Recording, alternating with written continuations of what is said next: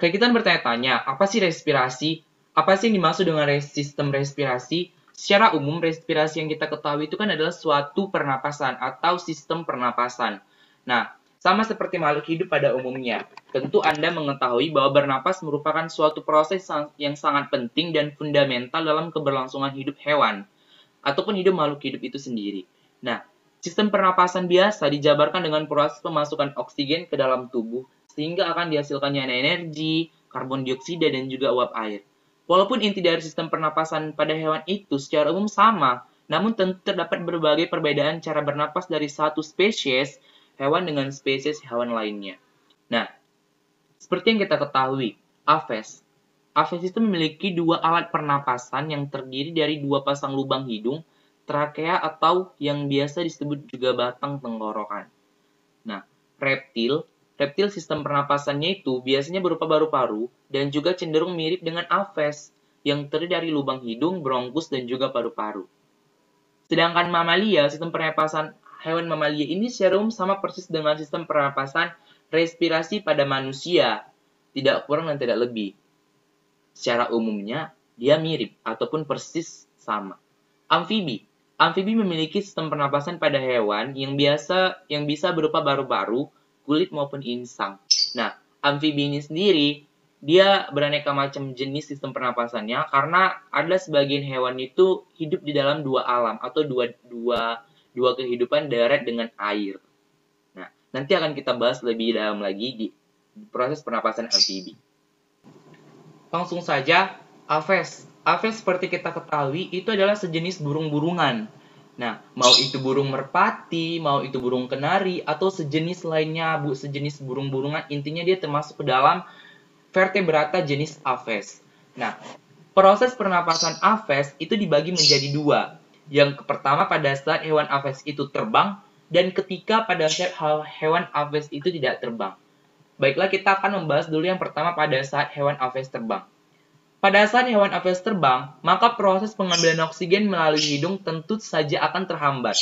Karena apa? Karena selama terbang terjadi kontraksi pada otot dadanya yang menyebabkan udara itu akan sulit masuk ke dalam paru-paru. Yang kedua, oleh karena alasan di atas, di samping, pada waktu terbang, hewan Aves ini memanfaatkan cadangan udara yang terdapat pada pundi-pundi udara dan udara ini dapat masuk ke paru-parunya. Dan yang terakhir, setelah udara masuk ke paru-paru, maka akan terjadi proses pertukaran gas. Kemudian oksigen akan diikat oleh darah dan diedarkan ke seluruh tubuh untuk proses oksidasi dan melepas karbon dioksida dalam darah melalui hidung. Nah, ketika pada saat hewan Aves tidak terbang, dia mengalami dua sistem pernapasan. Yang pertama itu secara inspirasi, yang kedua secara ekspirasi. Yang dimana inspirasi ini, pertama-tama otot antar tulang rusuk berkontraksi, maka rongga dadanya akan mengembang. Hal ini menyebabkan udara dapat memasuki paru-paru. Sebagian dari udara itu akan diteruskan melalui pundi-pundi udara. Yang kedua melalui ekspirasi. Proses ini ditandai dengan melemasnya rongga dada, sehingga hal ini akan membuat tekanan pada paru-paru akan meningkat sehingga udara akan keluar dari paru-paru menuju sistem pernapasan. Nah, selanjutnya itu adalah amfibi atau katak-katakan. Seperti yang kita ketahui, katak-katakan ini adalah hewan yang biasanya itu hidup di dua wilayah. Amfibi merupakan hewan yang dapat hidup di dua wilayah atau dua alam, yaitu di darat dan juga di air. Maka tidak heran jika sistem pernapasan pada hewan amfibi ini bisa berupa paru-paru, kulit, maupun insang. Contohnya itu terdapat pada katak. Pada saat katak masih berupa larva, maka katak akan bernapas dengan menggunakan insang luarnya. Sedangkan ketika katak masih berupa berudu, maka akan bernapas menggunakan insang dalamnya. Sehingga ketika telah tumbuh menjadi seekor katak dewasa, katak akan bernapas menggunakan paru-paru dan kulitnya. Baiklah, kita masuk ke dalam proses pernapasannya. Katak. Pertama-tama, perlu diketahui bahwa katak dewasa terdapat dua kantung berdinding tipis dan juga elastis yang banyak mengandung kapiler darah, dan kedua kantung paru-paru ini biasanya saling berhubungan dengan bronkus. Nah, saat bernapas, terjadi proses penambahan udara ketika otot rahang bawahnya itu katak sedang mengendur, sedangkan otot yang dinamakan sternohiodiesus itu mengalami kontraksi, sehingga udaranya itu dapat masuk ke dalam rongga mulutnya. Nah, bisa dibayangkan ketika katak berdiam diri, dan dia melendurkan otot rahang bawahnya ini, mengendurkan otot yang dinamakan dengan sternohiodiesusnya itu, maka terjadilah kontraksi, sehingga udaranya itu masuk ke dalam rongga mulutnya. Karena pada saat mengendurkan itu, rongga mulut katak tersebut akan terbuka dan udara akan masuk ke dalam rongga mulutnya. Nah, setelah masuk ke melalui rongga mulut, maka udara akan masuk menuju paru-paru dan akan terjadi proses pertukaran gas di sana. Pada saat fase ekspirasi, maka otot hiatus dan otot perut akan mengalami kontraksi, sehingga volume rongga perut mengecil dan udara pun dapat keluar dari paru-paru. Nah, selanjutnya proses pernapasan pada reptil. Sistem pernapasan pada hewan reptil ini biasanya berupa paru-paru dan juga cenderung mirip dengan aves dengan saluran pernapasan yang terdiri dari lubang hidung, bronkus, dan juga paru-paru. Nah, hewan ini yang termasuk reptil merupakan hewan seperti kadal, buaya, dan kura-kura. Tidak lupa juga seperti ular. Nah, sistem pernapasan pada reptil secara umum sebenarnya proses respirasi dari hewan reptil ini ketika melakukan fase inspirasi dan ekspirasi sungguhlah identik dengan proses pernapasan yang terjadi pada hewan mamalia. Nah, seperti kita ketahui, fase inspirasi yang kedua, yaitu tulang rusuknya akan terangkat dan merenggang sehingga volume rongga dada pun pastinya akan semakin besar. Membesarnya volume rongga dada ini akan membuat udara luar masuk ke dalam paru-parunya. Pada saat fase ekspirasi, tulang rusuknya itu akan melemas dan melakukan relaksasi sehingga volume rongga dada pun pastinya akan semakin kecil. Hal ini yang akan membuat udara yang berada di paru-paru keluar menuju saluran pernapasan. Nah, yang keempat, terkhusus pada hewan reptil yang dapat hidup di dua alam ataupun semisal buaya, maka akan terdapat katup pada lubang hidungnya, batang tenggorokan, dan kerongkongannya, sehingga ketika buaya melakukan penyelaman ke dalam air tersebut tidak dapat memasuki saluran pernapasan ataupun sistem pencernaan buaya. Nah, selanjutnya, mamalia.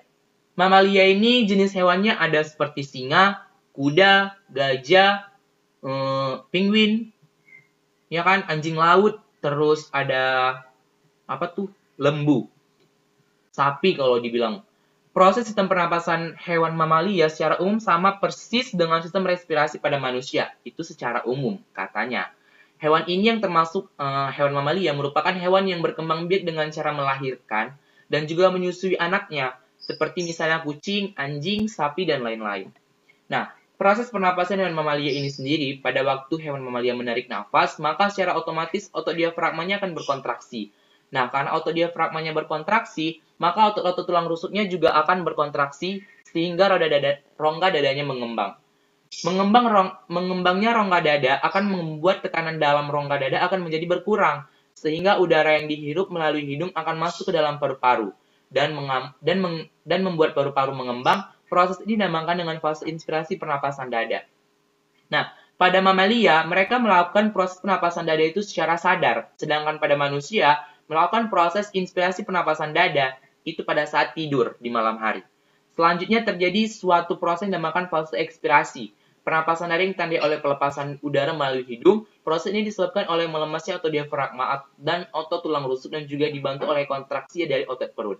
Melemasnya otot diafragma membuat otot diafragma ini akan melengkung ke atas, sedangkan tulang rusuk akan menurun yang mengakibatkan rongga dada mengecil dan tekanannya naik.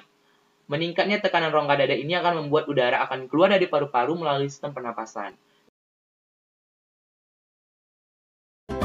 Beginilah mekanisme pernafasan pada ikan.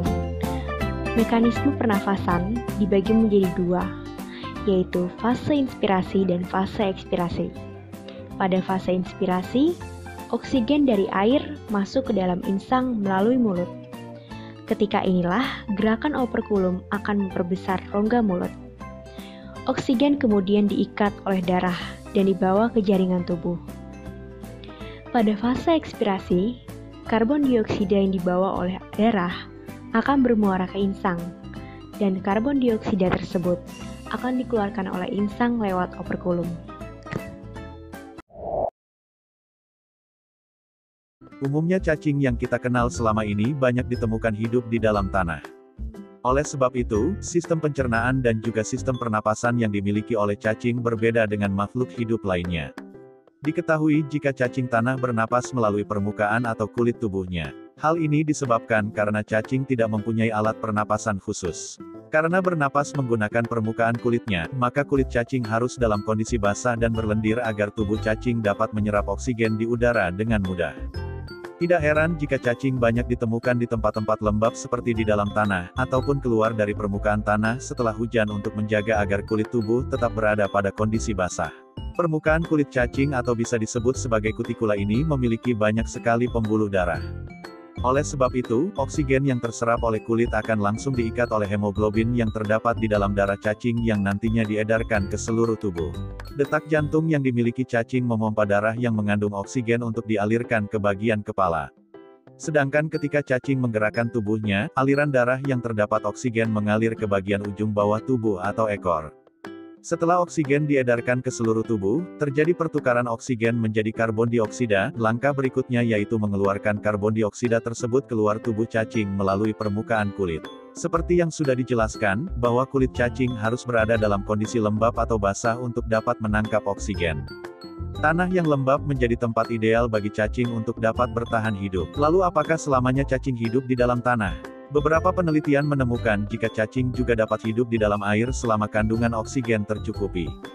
Dengan kata lain, cacing hanya akan hidup jika lingkungannya berada dalam kondisi lembab dan mengandung oksigen. Sebuah penelitian yang dilakukan oleh para zoologis dari Taiwan, meneliti dua spesies cacing tanah, yaitu cacing tanah yang akan keluar ke permukaan tanah ketika hujan dan lainnya tetap berada di dalam tanah. Para peneliti tersebut menemukan jika cacing tanah yang keluar permukaan tanah ketika hujan, menyerap oksigen lebih cepat ketika malam hari dan tidak memiliki toleransi tinggi pada tanah yang terlalu banyak air.